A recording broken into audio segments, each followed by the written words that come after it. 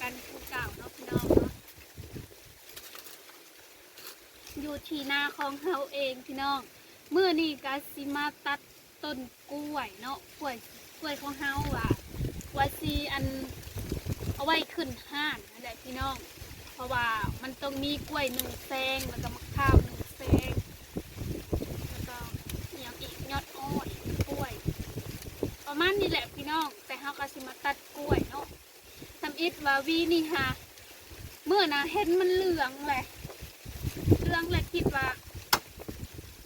สิโจกไว้ให้ว่าเหลืองงามๆเอาไปขึ้นนะพี่น้องแต่มันก็สิเละก่อนแล้วเอาจะสิมาตัดไปกินนั่นแหละที่ว่าแล้วก็ส่วนตัวนั้นก็สิเอาไว้ขึ้นเนาะมันก็เริ่มแก่แล้วพี่น้องถ้าบ่มแต่มื้อนี้ก็น่าจะสีเหลืองเนาะไก่ก็มาลักกินนี่บ่ตอดแสงบ่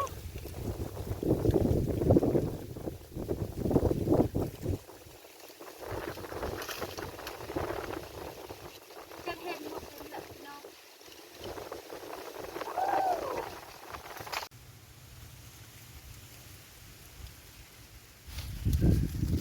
หวานแห้งเลยพี่น้องพญามันชุกแบบ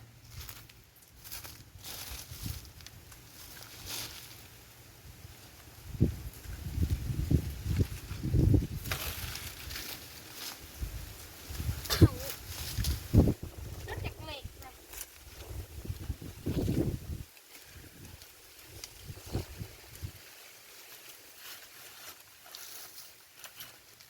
โอ้ย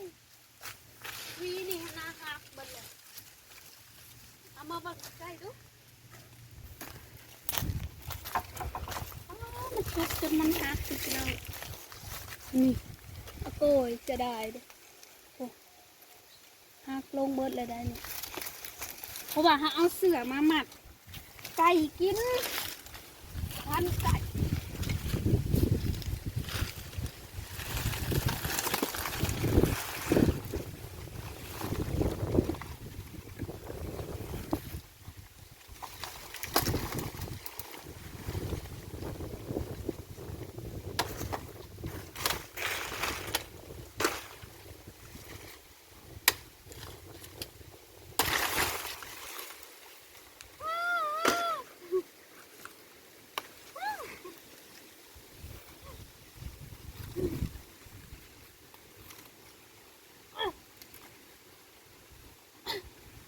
ชุกเลยนักดินี่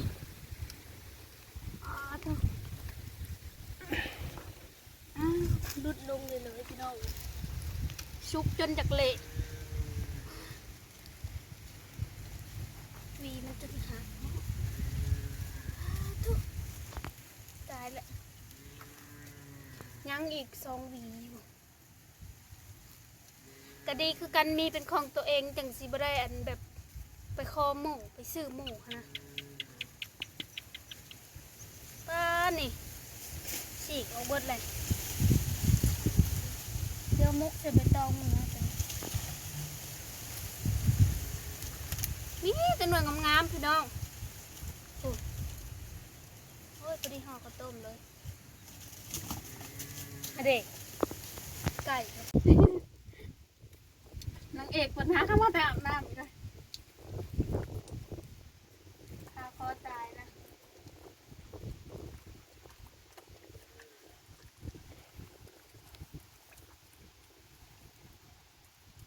สะยันกระยานะสะยันเบิ้งใส่กิน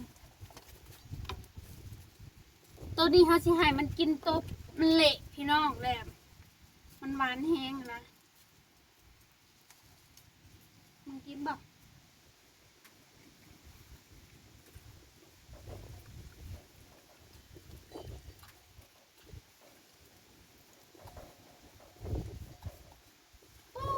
พบชะมือขยันกินพวกขยัน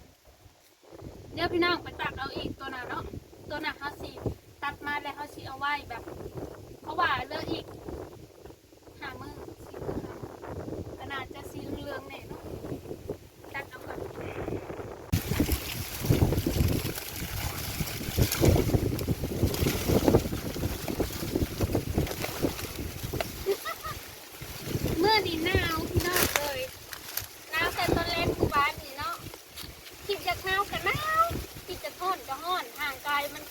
นำบททัน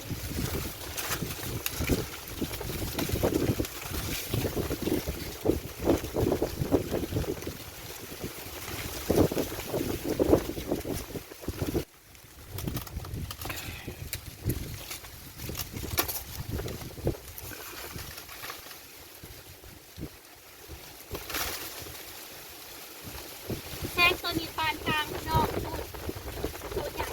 แต่ตัวนี้มันแก่กว่าเราก็เลยจะเอาตัวนี้เนาะ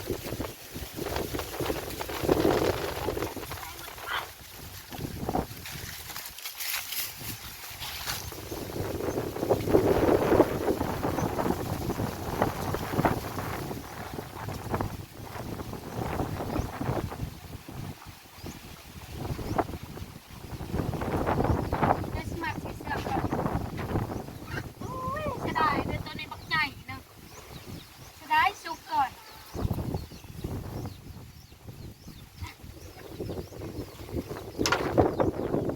ส่วนอันนี้เขาก็ไปซื้อมาพี่น้องเตรียมเนาะมีน้ำคนนึง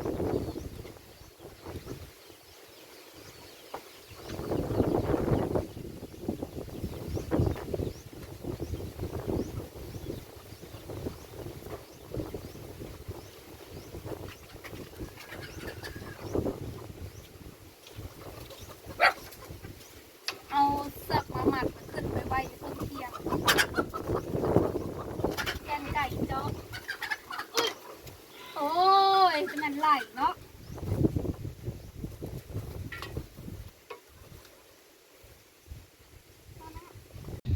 แล้วเรียบร้อยพี่น้องตัวนี้ซุกเนาะ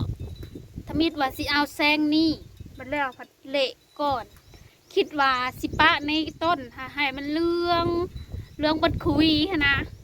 ผัดว่าตัวใดเรื่องก่อนผัดเละจนเบิดเฮาเองกะอันน่ะดอกเนาะกินกะบ่อันน่ะปันไดดอกพี่น้อง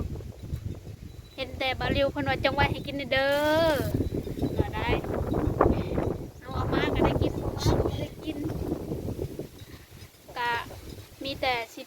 ปันพี่ปันน้องพี่น้องกันจงไว้กินเองกะตัวมันดิบหากะอีกบ่โดนมันก็เรื่องเลยแหละพี่น้องเพราะว่ามันเรื่องแต่เทิงลงลุกเนาะต้นอยู่เทิงหาเละเบิดกะยังหมากมันก็แข็งอยู่ถ้าเฮาเอามาบ่มอยู่พี่หมากมันก็สิบ่แข็งปานใดล่ะพี่น้องบ่ได้เหลืองงามเลยนะไก่ก็ได้ตาดีไปเห็นอยู่ต้นผู้ก็เห็นเอา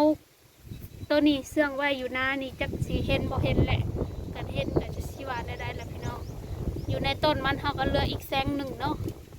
ก็ยังบ่อยากเบ่งปานใดบ่ฮู้ว่าเพิ่นบ่ได้สิได้กินตัวน่ะอันนี้ค่ะพอดีห่อข้าวต้มเลยหมากกระตึงอะไรเพิ่นขายขายอีกแล้วขายก็มี5,000พี่น้องมีก็คืออยากได้ก็มีลงมาเลยหน้าพี่น้องที่หน้ามันฮ้อนก็ฮ้อนฮ้อนจนบ่มีบนอยู่หนาวก็หนาวหนาวจนบ่มีบนอยู่จะได้ก็พอดีโอเคเด้อพี่น้องสำหรับคลิปนี้ก็แสดงขอจบเอาไว้สักนิดนะคะกดไลค์กดแชร์กดติดตามและเป็นกำลังใจให้สาวลงบ้านนาเด้อพี่น้องเฮาก็ตัดต้ม